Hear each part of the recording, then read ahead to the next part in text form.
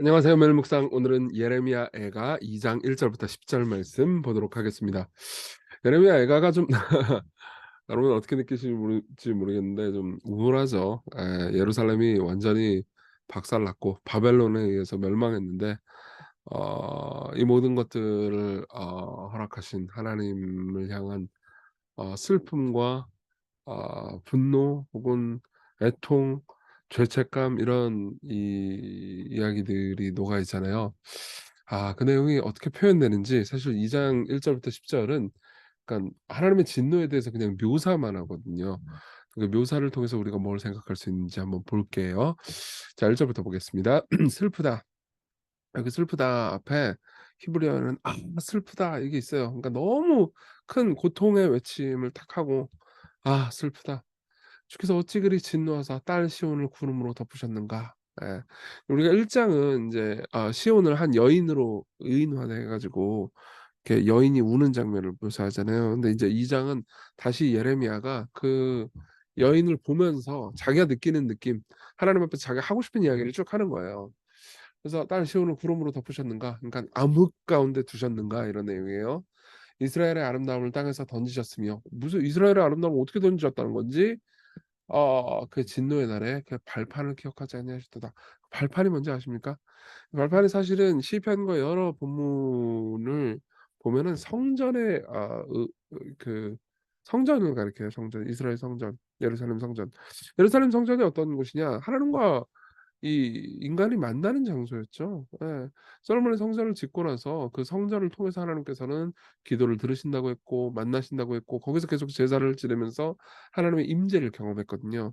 근데 인제 이 성전마저 박살이 난 거예요. 그러니까 여기서 인제 이 충격을 받은 거죠. '아 성전까지 부셔 버리다니.' 그럼 뭐예요? '나 진짜 절연하겠다.' 이런 의미잖아요. 그쵸. 여러분 그거 아세요? 이게 연인끼리 이렇게 헤어지는 거 보면은 이게 여러 번 헤어졌다 떨어졌다 헤어졌다 떨어졌다 하는 커플들이 종종 있단 말이에요. 그래도 끈 하나는 좀 남겨 놔요. 웬만하면 뭐 무슨 뭐 톡까지 지우지는 않는다거나 하여튼 그래도 이 끈을 남겨 놓으면 다시 연락하면 내가 마음이 아예 사라지진 않았다라는 것을 상대방이 알아주겠지 이런 게 있단 말이에요. 근데 완전히 그걸 다 없애 버렸다 그러면 '아 진짜 마음 접었구나.' 이런 느낌이잖아요. 그러니까 예레미야도 이런 느낌인 거죠. '성전까지 박살내시다니 와 하나님이 예루살렘 완전히 손절하셨구나.' 이런 생각인 거겠죠. 주께서 야곱의 모든 거처들을 삼키시고 긍휼히 여기지 아니하셨으며 사실 인제 이 2장 1 절부터 10 절은 신명기와 여러 성경 구절의 인유로 가득하거든요. 근데 이제 하나님께서 여러 번 이스라엘을 향해서 "긍휼히 여기겠다." 이런 표현들, "노하기를 더디하겠다." 이런 표현이 되게 많이 나왔는데 이제 더 이상 그 약속 안 지키는구나. 하나님께서 옛날에 이렇게 우리를 사랑하신다고 했는데 이제 더 이상 사랑 안 하시는구나. 이렇게 되는 거죠. 노아사 딸 유다의 견고한 성체들을 허물어 땅에 엎으시고 나라와 그 지도자들을 욕되게 하셨도다. 맹렬한 진노로 이스라엘의 모든 뿔을 자르셨으며 이 3 절부터 5 절은 이 예루살렘의 방어력을 다 박살내셨다 이런 건데 이 뿔은 인제 국력 혹은 군사력을 가리키는 표현이에요. 그래서 이 군사력도 다 박살냈구나. 원수 앞에서 즉 바벨론 앞에서 그의 오른손을 뒤로 거두어 들이시고 맹렬한 불이 사방으로 불사름같이 야곱을 불사르셨도다. 원수같이 그의 활을 당기고 대적처럼 그의 오른손을 들고 서서 눈에 드는 아름다운 모든 사람을 죽이셨으며 원래 하나님의 오른손은요 예루살렘을 보호하는 손이었어요. 이제 근데 그 오른손으로 때리신다는 거예요. 딸 시온의 장막에 그의 노를 불처럼 쏟으셨도다.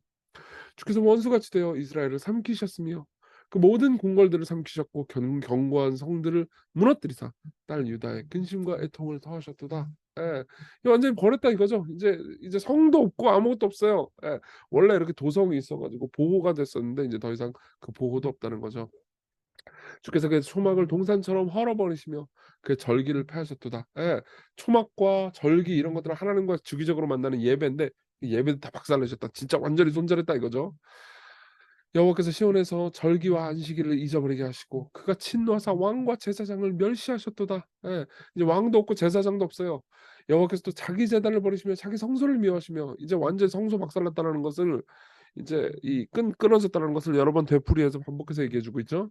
궁전의 성벽들을 원수의 손에 넘기셨음에 그들이 여호와의 전에서 떠들기를 절기의 날과 같이 하였도다. 원래 절기 때 막 북적북적하고 사람들이 떠들었는데 이제는 원수들이 떠드는 소리밖에 없다는 거예요. 그러니까 이런 거죠. 지금으로 치면은 시골교회 예배당에 막 그 주일날 되면은 아이들 막 우리 찬양하는 소리, 서로 교제하는 소리, 먹고 막 그 같이 기도하는 소리가 막 시끌벅적했는데, 이제는 막 와 가지고 막 무슨 완전히 막 황폐화됐거나 아니면 저주하는 소리로 가득했다, 인제 망했다 이거죠. 사실은 이 예레미야 이가는요, 교회가 큰 어려움에 처했을 때, 혹은 교회에 진짜 큰 어려움에 처해서 교회가 막 뿔뿔이 흩어지고 고통당할 때에 참 감정이입 되게 많이 되는 본문이긴 해요. 여호와께서 딸 시온 8 절, 시온의 성벽을 헐기로 결심하시고 줄을 띠고 무너뜨리는 일에서 손을 거두지 아니하사 성벽과 성곽으로 통곡하게 하셨음에 그들이 함께 쇠하였도다. 이렇게 망했다는 거죠. 그리고 특별히 성전을 무너뜨렸다는 거에 대해서 예레미야는 아주 큰 충격을 받는 것 같습니다. 9 절, 10 절. 그러니까 어떻게 돼요? 이제 말씀도 사라져요. 9 절, 10 절은 이제 말씀도 사라졌다 이 얘기를 하고 있는 거예요. 성문이 땅에 묻히며 빗장이 부서져 파괴되고 왕과 지도자들이 율법 없는 이방인들 가운데 있으며, 예. 원래 왕과 특별히 지도자들이 말씀을 전해 줬거든요. 근데 이제 이 말씀 전해 주던 그 사람들이 율법 없는 사람들 그 사이에 갔으니까 말씀 듣는 것도 사라지는 거예요. 그 말은 뭐예요? 하나님께서 더 이상 우리에게 말씀을 안 전해 주신다는 거죠. 예. 그 성의 선지자들은 여호와의 묵시를 받지 못하는도다. 원래 선지자들이 있었는데 이제 하나님께서 그들에게 말씀을 안 전해 주세요. 딸 시온의 장로들이 땅에 앉아 잠잠하고, 원래 장로들이 말씀을 가르쳤는데 이제 그들이 잠잠해요. 그러니까 하나님 더 이상 우리에게 말씀 안 해주신다는 거죠. 여러분 보세요. 이 교회가 받는 진짜 저주는요, 말씀이 끊어지는 거거든요. 여러분들은 설교 들을 때 "아이고 설교 길어. 말씀 그만했으면 좋겠네." 이런 식으로 생각할 수 있지만, 그런 일이 일어나는 거야말로 진짜 교회가 받는 최고의 저주입니다. 예. 그래서 티끌을 머리에 덮어쓰고 굵은 배를 허리에 둘렀으며 예루살렘의 처녀들은 머리를 땅에 숙였도다. 이렇게 이야기를 합니다. 그러니까 인제 이스라엘의 죄로 인해서 이스라엘이, 특히 예루살렘이 얼마나 처절한 손절을 당했는지, 얼마나 하나님과 관계가 완전히 끊겼는지에 대해서 슬퍼하는 말씀이라고 보시면 되겠습니다. 자, 우리 적용을 해 볼까요? 첫 번째로 하나님의 진노에 대해서 좀 깊이 묵상해 봅시다. 여러분 이렇게 한번 생각해 보죠. 지금 시인이 던지는 질문은 왜 하나님이 이 이스라엘 백성들 긍휼히 안 여기시느냐.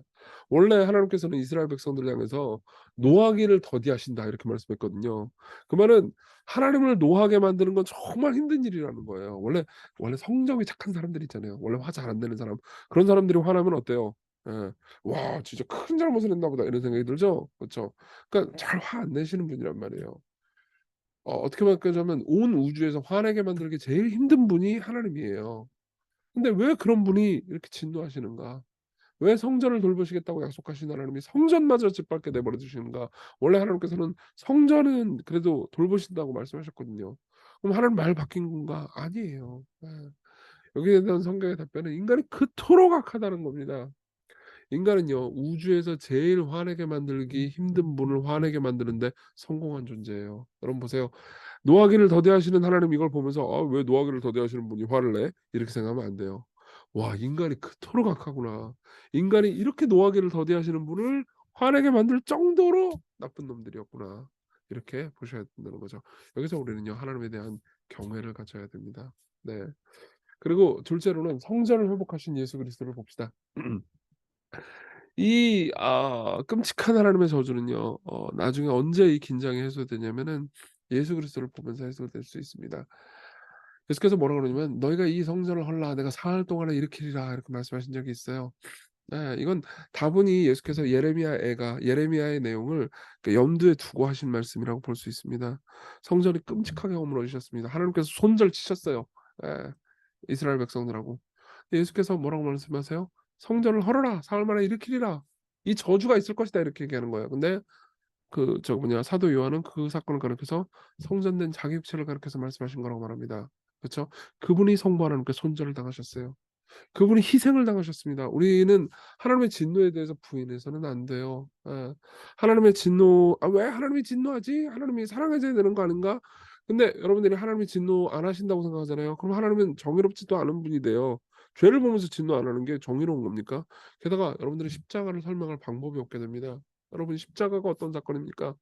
하나님의 진노를 우리 대신 그분이 받으신 거예요. 그래서 우리의 죄 때문에 하나님께서 우리를 손절하셔야 되는데 예수 그리스도께서 십자가로 그것을 이으신 거죠. 그분이 우리 대신 진노와 저주, 그분 그 성전 대신 자기 육체가 허물어짐으로써 이 예레미야 애가가 겪는 이 슬픈 고통과 회한과 하나님의 진노를 그분이 모두 받으심으로써, 우리 대신 받으심으로써 하나님과 우리를 연결시켜 준 거죠. 예. 그래서 그리스도께서 단번에 죄를 위하여 죽으사 의인으로서 불의한 자를 대신하셨으니 이는 우리를 뭐라고 그래요? 하나님 앞으로 인도하려 하심이라, 이렇게 이야기를 합니다. 여러분, 예수님 때문에 우리가 하나님을 알게 됐어요. 예수님 때문에 우리가 말씀을 듣게 됐습니다. 여러분, 자주 말씀 듣는 거 지루하다고 생각하지만 그리스도께서 십자가에 못 박혀 죽으시지 않잖아요. 여러분들이 지루해하는 말씀 듣기, 예배하기 이런 것들도 없었을 거예요. 예. 우리 한번 잘 생각해 봅시다. 그리고 기도해요.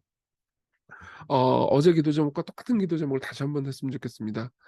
우리가 하나님께 죄를 지어도 괴로울지라도 의지하고 바라볼 분 하나님밖에 없음을 생각하고, 우리를 위해서 대신 진노를 짊어지신 예수님을 보면서, 그러니까 예수님 없이 사는 삶이 끔찍하다는 걸 생각하고 하나님을 경외하는 삶, 하나님을 바라는 삶 살 수 있게 해 달라고, 예, 특별히 하나님을 함부로 여긴 것이 있다면 내가 회개하게 해 달라고, 예, 그리고 무엇보다 하나님 말씀 듣고 하나님과 교제하는 삶을 소중히 여기게 해 달라고 같이 기도합시다.